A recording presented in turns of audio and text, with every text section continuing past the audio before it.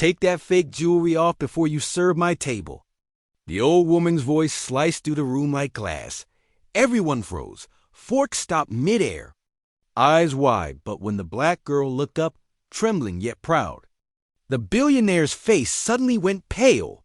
Her hand shook. Her breath caught, because the necklace she just mocked was her dead granddaughter's. No one ever said power made people kind, and Margaret Sinclair was proof of that. The billionaire matriarch who owned hotels across 3 continents, elegant, feared, untouchable. Every waiter, every manager, every guest who saw her walk in felt the same chill. Don't speak unless spoken to. She arrived that night draped in pearls and silence.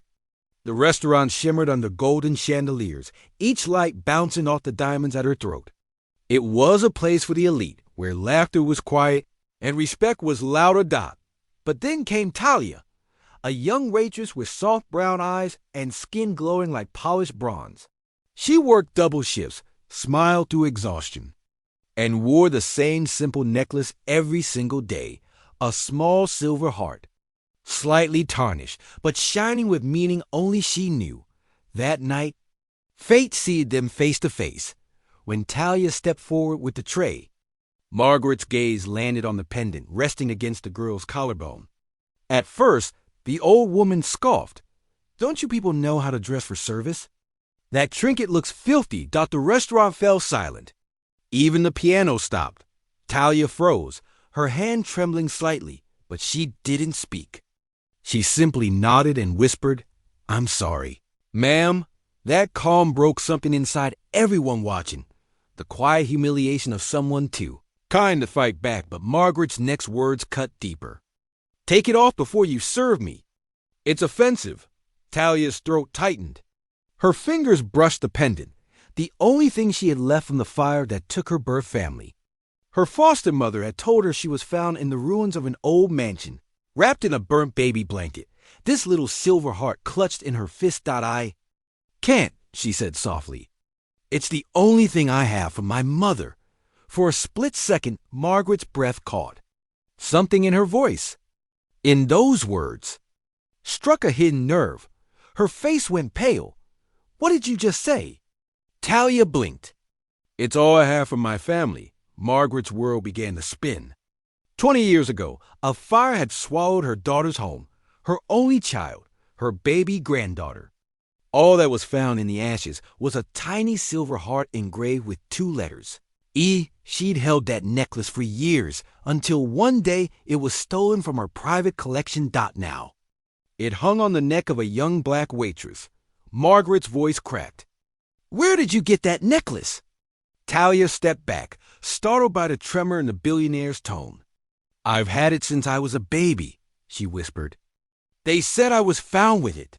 In a fire. The room gasped as Margaret stumbled backward, her diamond earrings glinting as tears finally fell from eyes that had been dry for 2 decades. No, she breathed, shaking her head. This can't be. Emily. The name hung in the air like a ghost. Everyone watched as the woman who once made waiters tremble now sank to her knees before a waitress. Her arms shook, her voice broke, and her heart cracked open for the world to see. Talia stared in shock as the billionaire reached for her necklace, her touch trembling. This was my granddaughter's. She died in that fire. Talia's lips parted.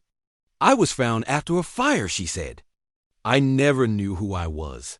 Margaret pressed her hands to her mouth, sobbing uncontrollably. Oh, dear God! You're her. You're Emily. Silence gripped the restaurant.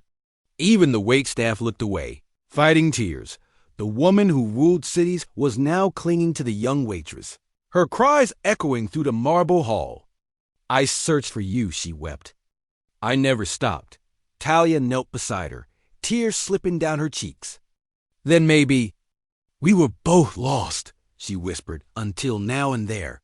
Beneath the soft glow of chandeliers, the richest woman in the room finally found what her billions could never buy: forgiveness, family, and peace. Days later, DNA tests confirmed the truth. Talia was indeed Emily Sinclair, lost to tragedy, found by fate.